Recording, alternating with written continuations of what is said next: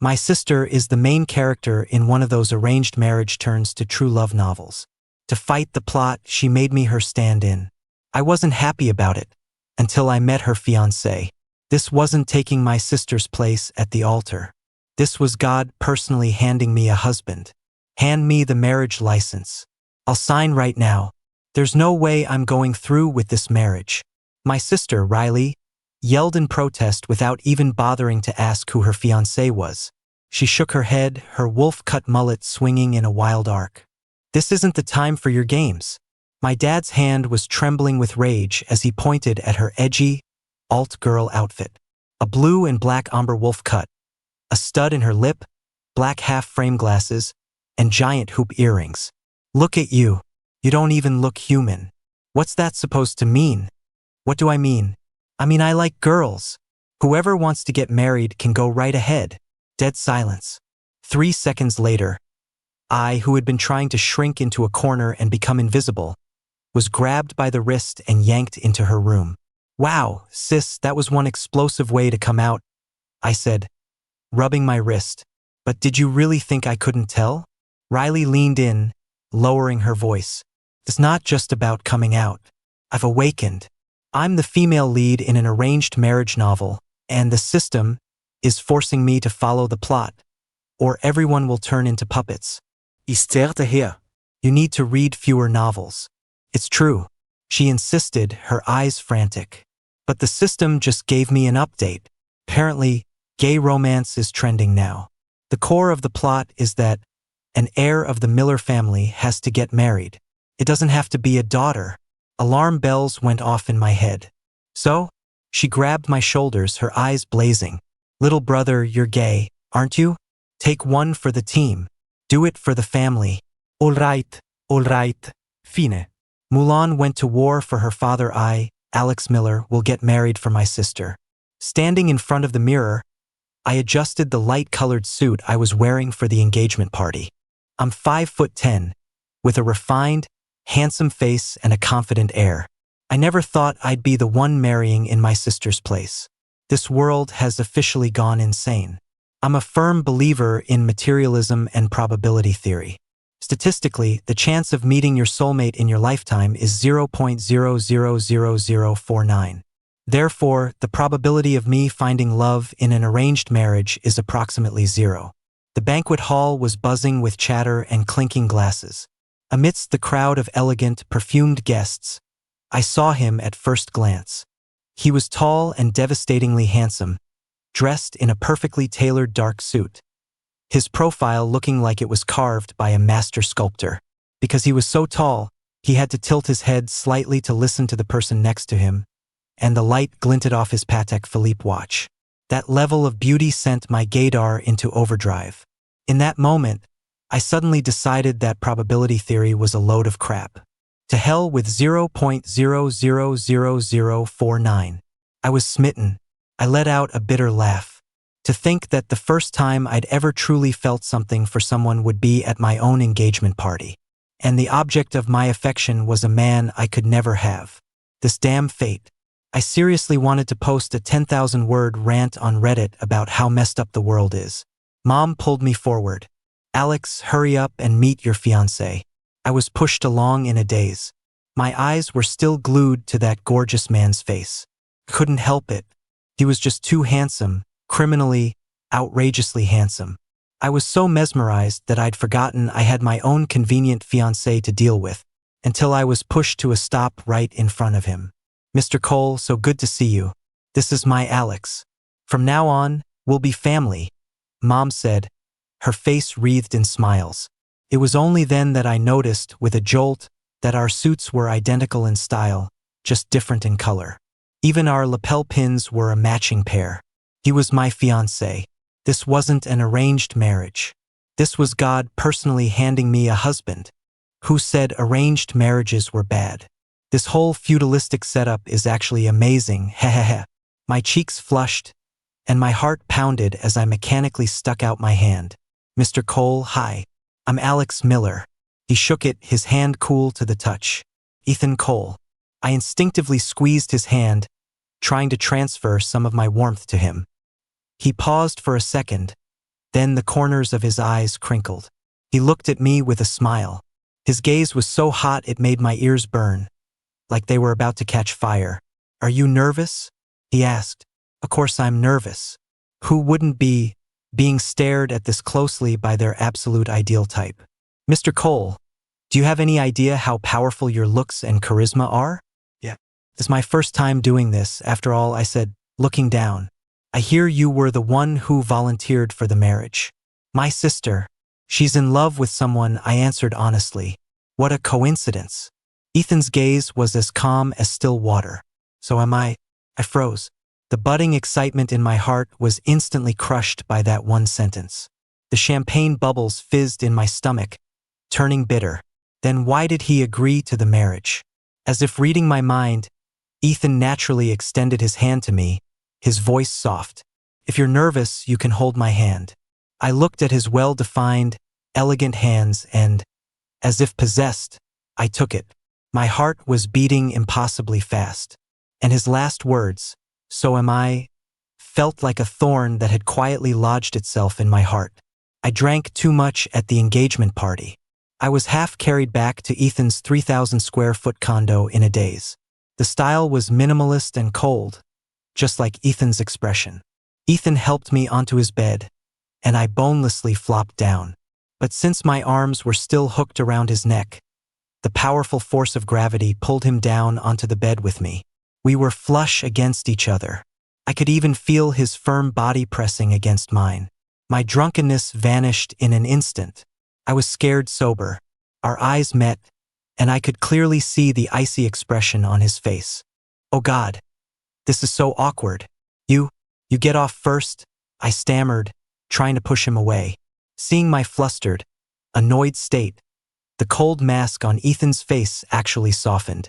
He let out a soft chuckle, his eyes scanning me from head to toe before he slowly got off me.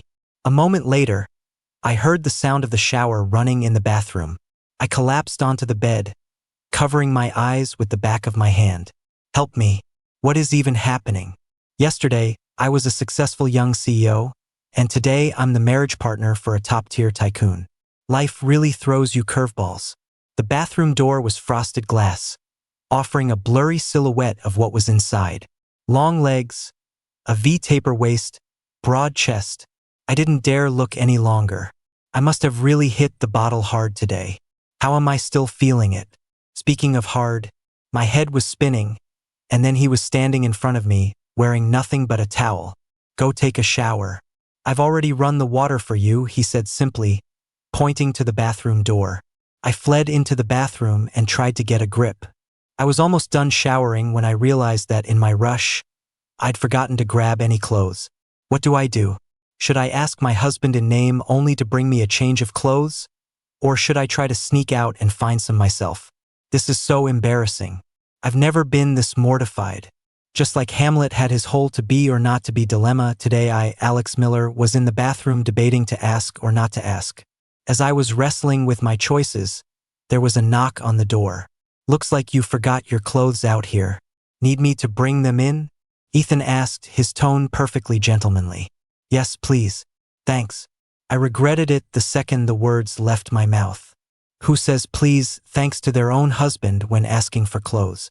It's as absurd as those old-fashioned couples who, after doing the deed, say, "Thank you for your hard work." Then again, he has someone he likes. He probably won't be doing the deed with me anyway. I sighed, a bitter feeling in my heart. After getting my permission, Ethan walked straight in, handed me the pajamas without a single glance in my direction, and left. He didn't even give me a second look. Yep, he's not interested in me at all, I thought. Dressed, I went back to the master bedroom and saw Ethan leaning against the headboard, working on his laptop. I asked dumbly, "Am I sleeping here too?" Ethan gave me a look that said, "What do you think?"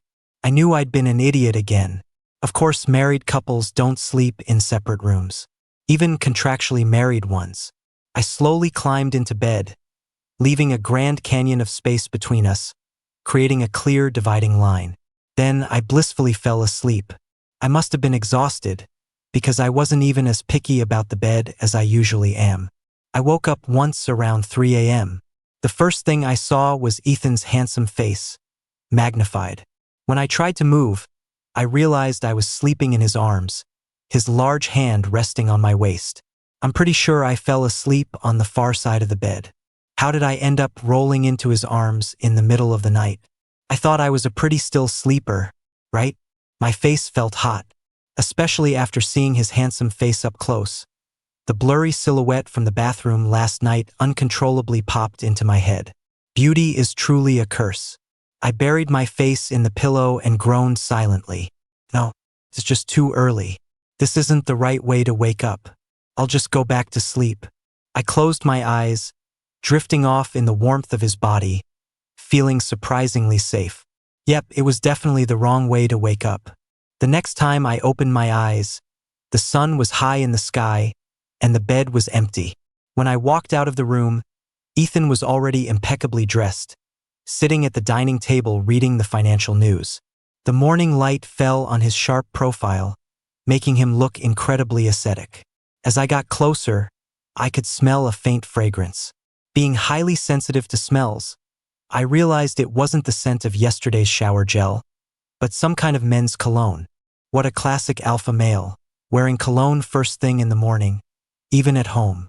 I was in awe. "Morning," he said, looking up, his eyes calm and unreadable. "Morning, Mr. Cole. At home, you can call me by my name," he said, putting down the paper. "Or, call me husband?" I almost spat out my water. A faint glimmer of a smile flashed in his eyes, gone in an instant. "Just kidding. Ethan is fine. If you're not good at telling jokes, don't try deadpan humor, dude. It's terrifying." Breakfast was a simple Western-style meal which we ate in silence. "This is an agreement. Take a look," he said, pushing a file toward me. "Agreement of marital cooperation and cohabitation." The terms meticulously laid out our obligations. We must act like a loving couple in public, have at least one family activity together per week, and not interfere in each other's private lives. Those last few words were particularly jarring. I picked up the pen and signed my name without hesitation. I forcefully suppressed the unpleasant feeling in my heart. He's in love with someone else. A marriage of convenience is more than I could ask for. "I'm going to the office during the day," he said, standing up, his tone polite and distant. "You can do whatever you like. Here's a supplementary card and a key."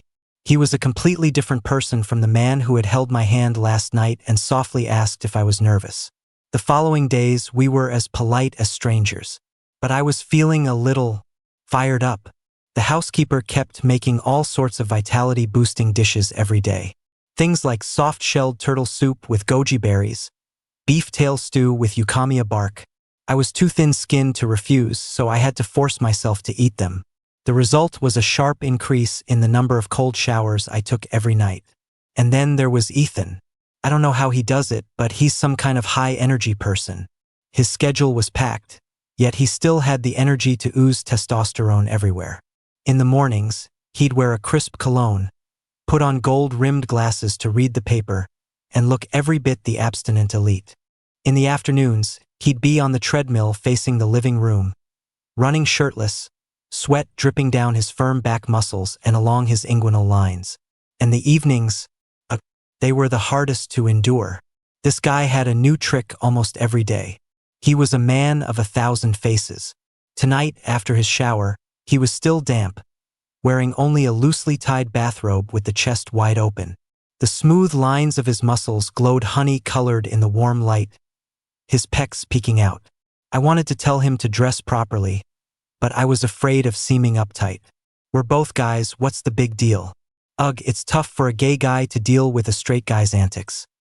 He'd open the liquor cabinet, pour a glass of whiskey, and then sink into the sofa next to me, his long legs casually stretched out, almost touching my calf.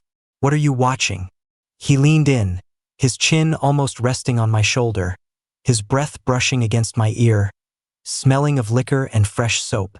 My whole body stiffened, and my fingers unconsciously tightened on the edge of the tablet on my lap. The screen was paused on some boring romance movie. "Nothing," I said, my voice a bit hoarse, but he didn't pull back. His gaze drifted from the tablet to my reddening ear. Is the AC on too high? He asked in a low voice, a hint of teasing in his tone. Maybe. I mumbled a reply, feeling like I was about to spontaneously combust. He chuckled softly. As he moved away, his arm accidentally brushed against my back, sending an electric shiver through me. I shot up. I'm gonna get a glass of water. I practically fled. I could feel his scorching gaze on my back the entire time. It was so hot. Leaning against the cool kitchen counter, I chugged a glass of ice water. This man is definitely doing it on purpose. I remembered him on the treadmill, his sweaty tank top clinging to his muscles, asking me to hand him his water bottle. I remembered him walking out of the bathroom after a shower, shirtless with just a towel around his waist, to get a file he'd left in the living room. I remembered him leaning back on the sofa to read, the collar of his robe always slipping to reveal his beautiful collarbones and chest. Every time, I was left flustered and parched. And every time, he acted completely natural, as if he were just being casual. But then I'd remember the do not interfere in each other's private lives clause in our agreement, and the one that got away he had in his heart. My churning emotions would have to be forced back down. If he's in love with someone, why does he keep teasing me? Maybe it was from drinking too much ice water in the middle of winter. That night, a dull ache started in my stomach. It hurt so much that I tossed and turned, curled up in a ball in bed. What's wrong? His voice was hoarse from sleep, but unusually clear. As my bedmate, he couldn't have missed that I was off tonight. I almost never tossed and turned like this. Nothing. I instinctively tried to deny it, but a sharp pain made me gasp, choking back the rest of my words. The bedside lamp clicked on. The soft light wasn't glaring, but it was enough for him to see my pale face and furrowed brow. Ethan was instantly awake, his own brow creasing as he leaned over. His warm palm came to rest on my forehead, then gently pressed against my stomach. Stomachache? His tone was certain, filled with an undeniable concern. You shouldn't have had that ice water tonight. His palm was so warm. Through the thin fabric of my pajamas, the heat seemed to slightly dispel the internal chill and cramping. I was so embarrassed I wanted to pull away, but his gaze stopped me. Wait here. He got out of bed and hurried out of the room. I listened to the faint sounds of him rummaging through the medicine cabinet in the living room, a strange, tender feeling blooming in my chest. Before long, he came back with a glass of warm water and some stomach medicine. He helped me sit up, his movements careful and steady. Take the medicine. He watched me swallow the pills, then handed me a hot water bottle, which he'd thoughtfully covered with a soft fleece sleeve. Holding this will help. I took the water bottle and pressed it tightly against the aching spot. As the heat slowly seeped in, the pain really did seem to be easing. Thanks, I said in a low voice, not daring to look him in the eye. He didn't say anything, just lay back down, turning on his side to face me. Ethan reached out and began to gently pat my back on and off through the blanket. Go to sleep. I'm here. His voice was especially low and gentle in the quiet of the night. In the darkness, his scent was right beside me, and the comforting power of his hand was far more effective than any medicine. The pain gradually receded, replaced by an indescribable sense of security. I drifted off to sleep in that unfamiliar, cherished feeling. In a half-dreaming state, it felt like his hand never left. My sister, Riley, came to visit, sporting her newly dyed neon pink wolf cut. Well, Alex, living the good life, aren't we? Look at that love-struck face. You've fallen for him, haven't you? The moment she walked in, her radar-like eyes scanned the entire room before she leaned in to whisper to me. I vehemently denied it. She pursed her lips. Give me a break. I've been there. Riley's comment made me suddenly realize that this house was now full of my things. My favorite brand of potato chips was in the snack cabinet, my go-to gaming controller was in the most convenient spot on the living room TV stand, even the niche brand of coffee beans I loved had replaced the old ones. The housekeeper who did the shopping smiled and said, Mr. Cole specifically requested it. He gave me a whole list. My mind felt a little chaotic. My sister plopped down on the sofa, munching on my favorite chips, and mentioned casually, by the way, I think I dug up something interesting.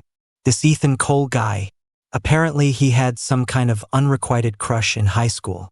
He kept it really under wraps. My heart skipped a beat. So the person he likes is his old high school flame? I was forced to drink a lot at a business cocktail party. By the time Ethan came to pick me up, I could barely stand. He bundled me into the car, and I leaned on his shoulder, breathing in his nice scent, my brain going fuzzy. Ethan, why do you have to be so exactly my type? I muttered, my hands restlessly clutching his shirt. You make me keep getting the wrong idea. His body seemed to stiffen. The light in the car was dim, and I couldn't see his expression. I just felt the arm around my waist tighten. You're drunk, he said, his voice hoarse. I'm not drunk. I looked up at him, getting very close. You already have someone you like. Can't like you. He looked at me silently, his eyes as deep as the ocean. Then, he gently covered my eyes with his hand. Go to sleep. My sister's words planted a thorn in my heart. I started to unconsciously watch Ethan, trying to find any trace of that old flame. At breakfast, I pretended to casually bring it up. Ethan, you went to Belmont High, right? My sister said you were a big deal back then. Did you get a lot of love letters from girls? Or guys? The hand turning the page of his financial paper paused almost imperceptibly. His gaze was deep and unreadable. Why the sudden interest?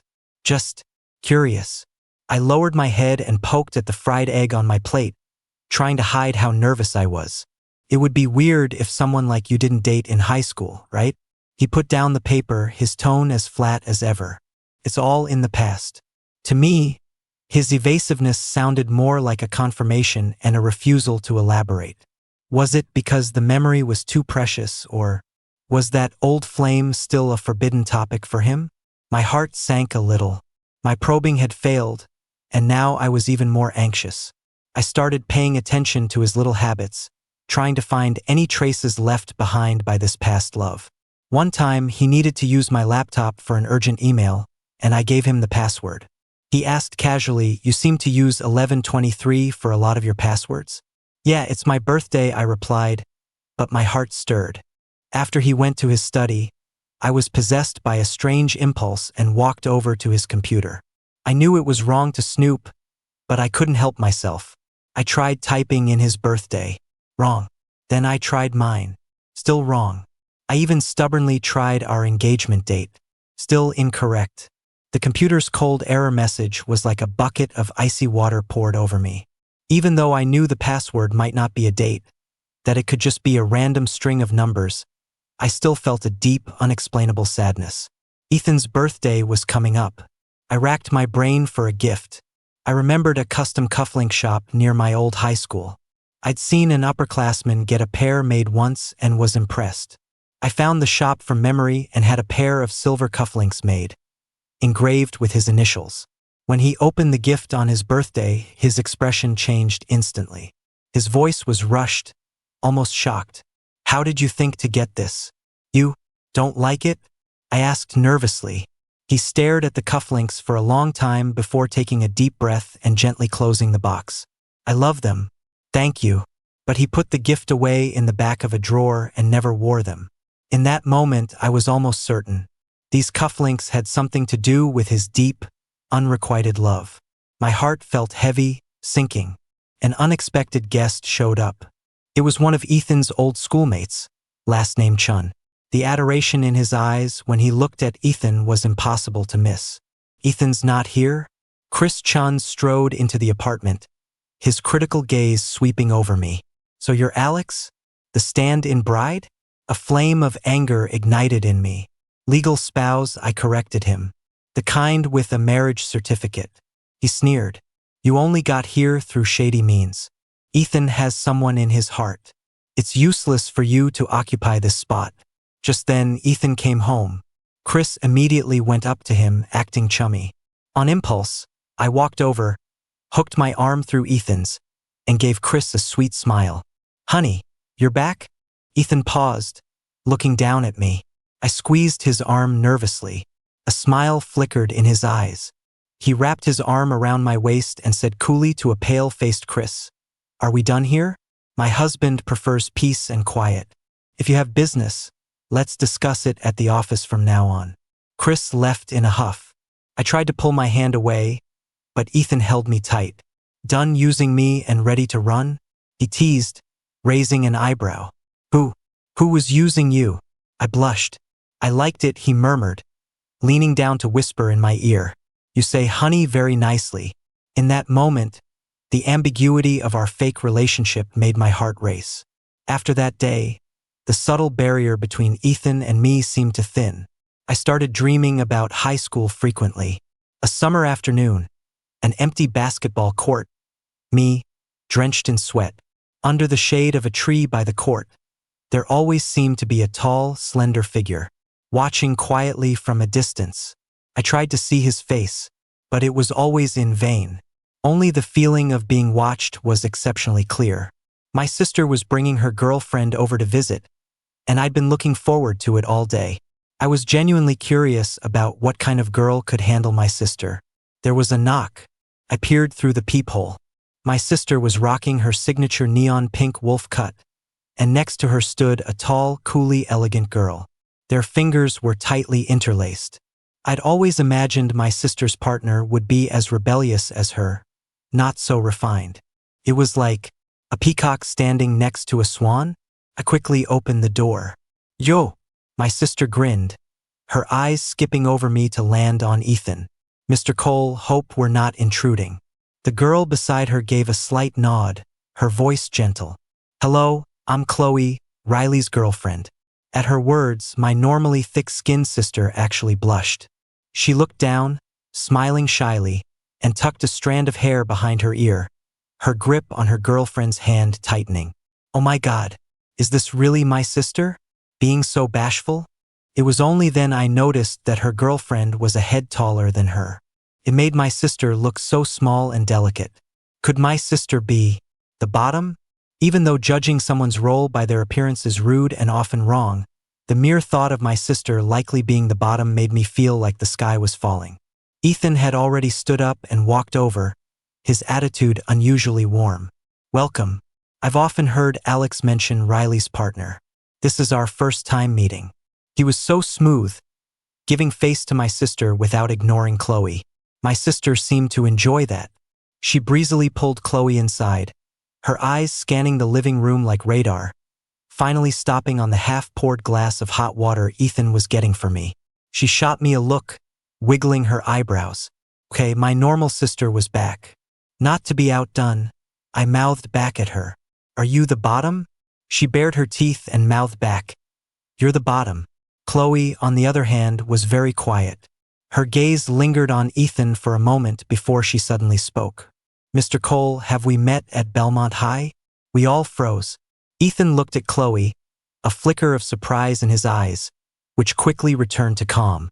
You were the president of the debate club back then, Chloe? That's me.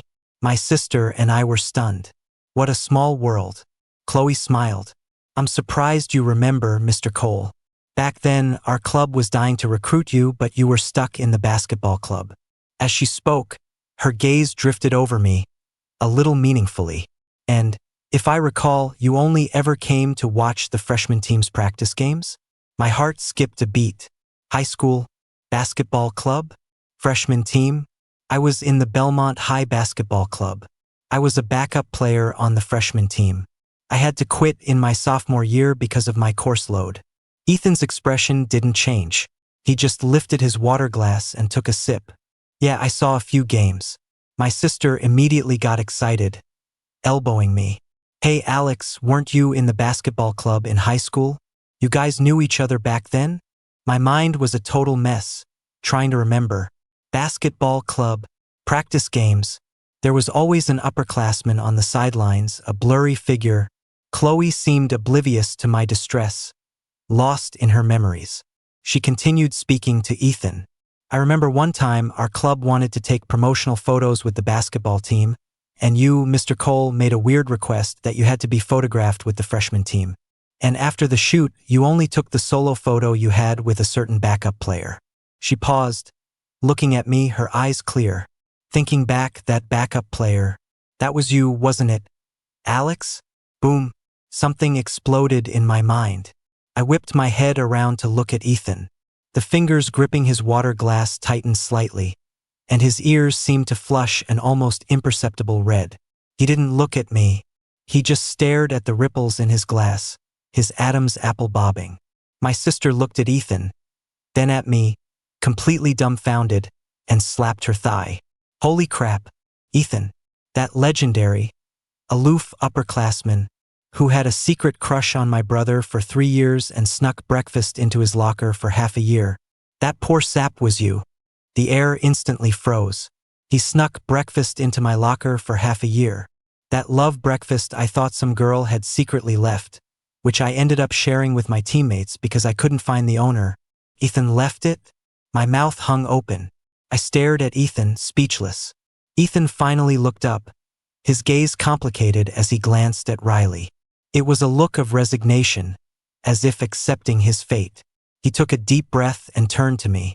His eyes, usually so calm, were now churning with 1,000 emotions. Nervousness, embarrassment, and a hint of nothing left to lose honesty. It was me. His voice was low, laced with a bit of hoarseness. My sister was next to me, violently shaking Chloe's arm in excitement. Oh my God, Chloe, you're my lucky star. You actually solved this cold case. No wonder. When I was trying to find out who Ethan's high school crush was, the trail always went cold at the basketball club. Holy crap, holy crap. Chloe gently patted her hand. There. No swearing. My demonic sister shut up, meek as a lamb. Her obedience was terrifying. I stared at Ethan, my brain feeling like a lake that had just had a boulder dropped into it, waves crashing everywhere. Fragments of memory uncontrollably surfaced and connected.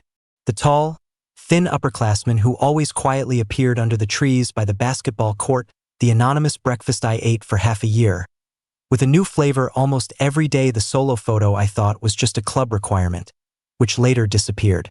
I remembered his "so do I" at the engagement party that sent me spiraling, his accidental advances and teasing after we moved in together, and how he thoughtfully remembered all my minor preferences, the undisguised panic and tenderness in his eyes when I had a stomachache, his intense reaction when I gave him the cufflinks. It turned out all the clues, all his strange behaviors, all the moments that had confused and pained me and made me doubt myself, were never pointing to some unattainable past love. From start to finish, it was always me. I had been jealous of myself. I had tortured myself with my own imagination. My heart, belatedly, began to pound wildly. Blood rushed to my cheeks and ears, so hot it was scary. Ethan set his water glass down with a soft clink.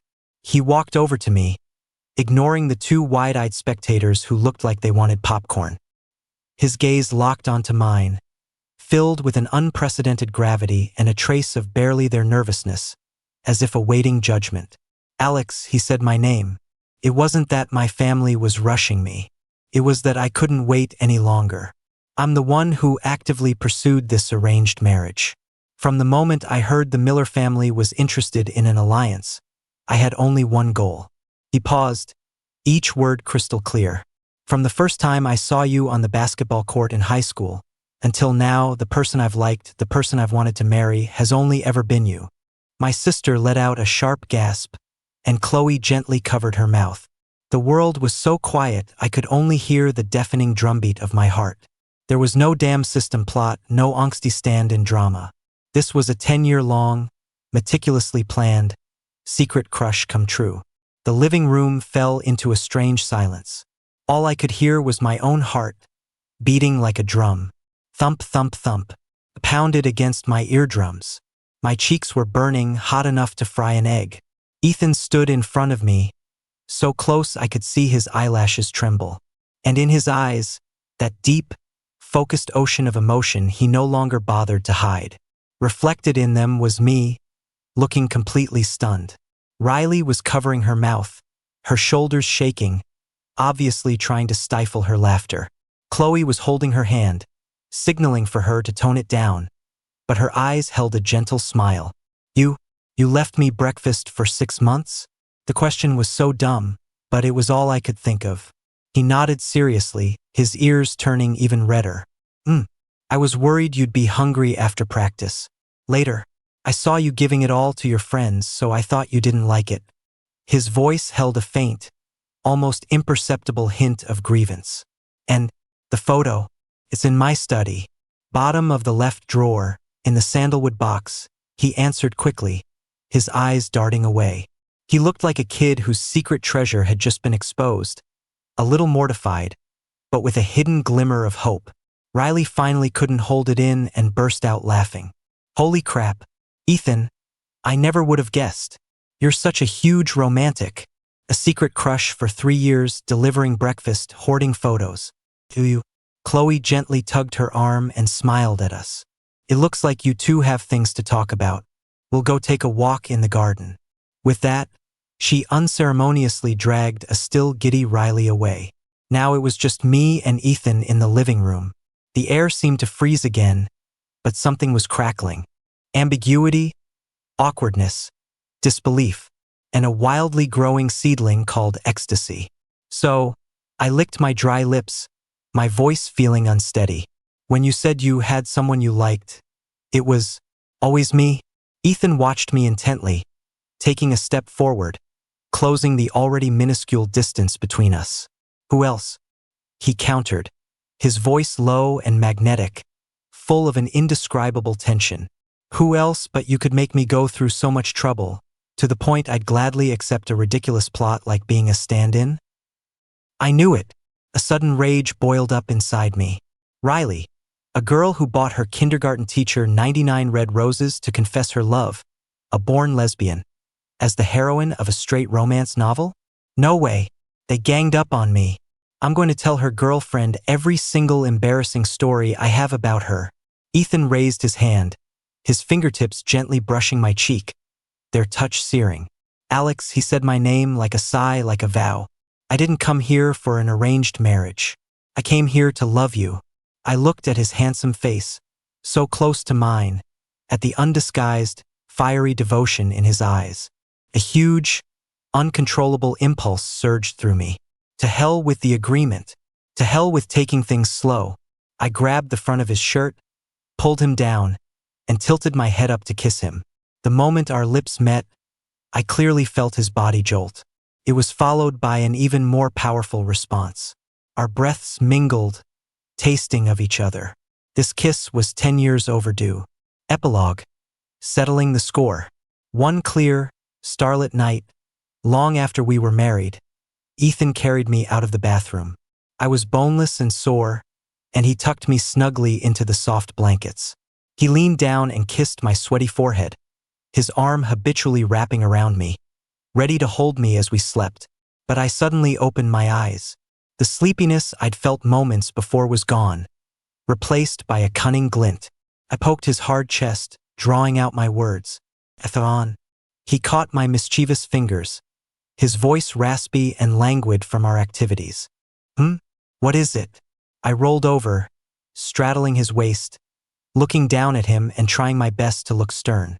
I think it's time we settled some scores, don't you? Ethan raised an eyebrow, a smile playing in his handsome eyes.